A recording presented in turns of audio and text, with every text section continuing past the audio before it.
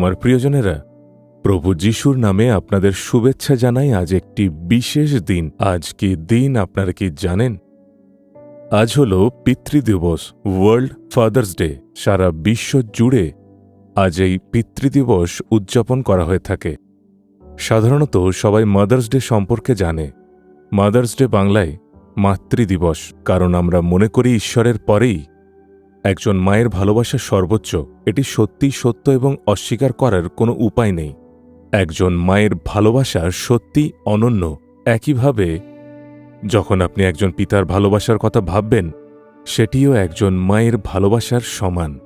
যেহেতু আমরা সবসময় মায়ের ভালোবাসার কথা শুনি এবং তার অভিজ্ঞতা দেখি, তাই তা আমাদের হৃদয়ে গভীরভাবে গেঁথে গেছে। একইভাবে একজন পিতার ভালোবাসাও ঠিক ততটাই গভীর, তাই না? পিতা এবং মাতা শুধু তাদের ভালোবাসা প্রকাশ করার পদ্ধতিতে ভিন্ন, এটাই একমাত্র পার্থক্য। ভালোবাসা একই, শুধু তাদের প্রকাশের ধরনটা একে অপরের থেকে একটু আলাদা, আর কিছুই নয়। প্রভু আমাদের পিতা, আবার সেই পিতাই আমাদের মায়ের মতোই। একজন মায়ের মতোই তিনি আমাদের সান্ত্বনা দেন। গীতসংগীত 103 অধ্যায় 13 পদে বলা হয়েছে, পিতা সন্তানদের প্রতি যেমন করুণা করেন, যাহারা সদাপ্রভুকে ভয় করে, তাহাদের প্রতি তিনি তেমনি করুণা করেন। তিনি একজন দয়ালু পিতা। তাই আমাদের বুঝতে হবে যে মা এবং বাবা উভয়ের ভালোবাসাই আমাদের সমানভাবে প্রয়োজন। একজন মায়ের ভালোবাসা প্রকাশ পায় ভিন্নভাবে। তিনি ঘরে থাকেন, আমাদের জন্য রান্না করেন এবং ঘর সংসার গুছিয়ে রাখেন। প্রতিদিন তিনি আমাদের জন্য যে যত্ন নেন ও সাহায্য করেন, আমরা তা ভালোভাবেই অনুভব করি। তাই আমরা ভাবি মায়ের ভালোবাসাই যেন সবচেয়ে বড়। অন্যদিকে একজন বাবা বাইরে যান, উপার্জন করেন, নীরবে অনেক ভালো কাজ করেন। হ্যাঁ, কিছু বাবা হয়তো মদ্যপান করেন এবং আশেপাশের মানুষজনকে কষ্ট দেন, সেটা আলাদা বিষয়। কিন্তু সাধারণভাবে একজন বাবার ভালোবাসা এমনই হয়, আমার সন্তানের ভবিষ্যৎ ভালো হোক, জীবনে অনেক বড় হোক। বাবারা সন্তানদের তাই স্কুলে কলেজে ভর্তি করান, ভালো চাকরি পাওয়ানোর চেষ্টা করেন। অন্যদিকে একজন মায়ের ভালোবাসা বলে, আমার সন্তান যেন প্রতিদিন ভালোভাবে খায়, সে যেন ভালো থাকে। অনেক সময় সন্তান ভালো নাম্বার না পেলে মা বাবাকে বলেন, ওকে বকাবকি করো না, এখন ওকে ভালো করে থাকতে দাও, ভালো করে খেতে এবং ভালো করে ঘুমাতে দাও, ওকে কষ্ট দিও না, ও তো আমাদেরই সন্তান। আমরা এসব খুব ভালোভাবেই জানি। কিন্তু একজন বাবার ভালোবাসা একটু কঠোর হয়। এটি এমন একটি ভালোবাসা যা শাসন করে।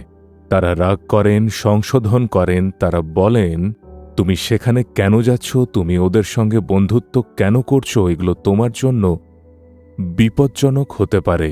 এটি এমন এক ভালোবাসা যা আমাদের নিরাপদে রাখে এবং এটি এমনভাবে কাজ করে যাতে ভবিষ্যতে আমরা উপকৃত হই। এটাই একজন পিতার ভালোবাসা, কিন্তু আমরা অনেক সময় তা বুঝতে পারি না। অনেক সময় অনেকে বলেন, আমার বাবা খুব কঠোর ছিলেন, তিনি সবসময় আমাকে বকতেন, তাই আমি বাবাকে পছন্দ করতাম না। কিন্তু তারা পরে বলেন, আজ আমি খুব ভালো স্থানে আছি, আমি ভালোভাবে পড়াশোনা করেছি এবং জীবনে সফল হয়েছি। এর কারণ আমার বাবা, কারণ তিনি কঠোর ছিলেন, তাই আজ আমি এই স্থানে পৌঁছেছি। আমি অনেক মানুষকে এভাবে বলতে শুনেছি। অর্থাৎ তখন আমরা বাবার ভালোবাসার মূল্য বুঝতে পারি না, কারণ একজন পিতার ভালোবাসা সবসময় আমাদের ভবিষ্যতের কথা চিন্তা করে।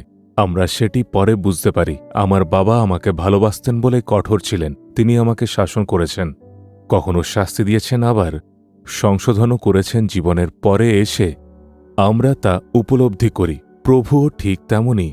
একদিকে তিনি মায়ের মতো আমাদের সান্ত্বনা দেন, অন্যদিকে তিনি পিতার মতো আমাদের কঠোরভাবে শাসন করেন এবং সংশোধনও করেন।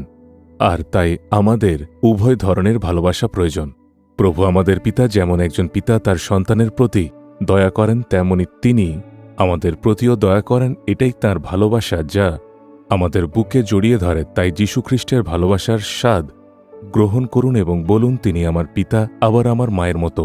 আপনার পার্থিব পিতার জন্য ঈশ্বরকে ধন্যবাদ দিন, ঈশ্বরের প্রশংসা করুন এবং বলুন, আমি তোমার শাসনকে ভুল বুঝেছিলাম, দয়া করে আমাকে ক্ষমা করো। তাকে ধন্যবাদ জানান, আনন্দিত হবেন তিনি। আপনি কি আপনার বাবাকে ধন্যবাদ জানাবেন আপনার জন্য তিনি যেসব ভালো কাজ করেছেন তার জন্য? কি ঈশ্বরের প্রশংসা করবেন? তাকে ধন্যবাদ দিন, তাকে ধন্যবাদ দিন। প্রভু আপনার পিতা হয়ে আপনাকে পথ দেখাবেন। হে স্বর্গস্থ পিতা, তুমি সর্বদা আমার পিতা, শাসন, শিক্ষা, সংশোধনের মাধ্যমে আমাকে পরিচালনা করার জন্য তোমাকে ধন্যবাদ। তুমি আমাকে যে স্নেহময় পার্থিব পিতা দিয়েছ তার জন্য ধন্যবাদ। তিনি যে আমাকে শাসন করেন এবং সংশোধন করেন তার জন্য তোমাকে ধন্যবাদ। আমাকে একজন উত্তম পিতা দেওয়ার জন্য ধন্যবাদ। তাকে সুস্থ করো, আশীর্বাদ করো, তাকে দীর্ঘ জীবন দান করো। আমি যিশুর নামে প্রার্থনা করি। Amen, amen. Jesus redeems Bengali YouTube চ্যানেলটি সাবস্ক্রাইব করুন, বেল আইকনটি ক্লিক করুন আমাদের প্রতিদিনের নতুন প্রোগ্রাম সম্পর্কে আপডেট পেতে।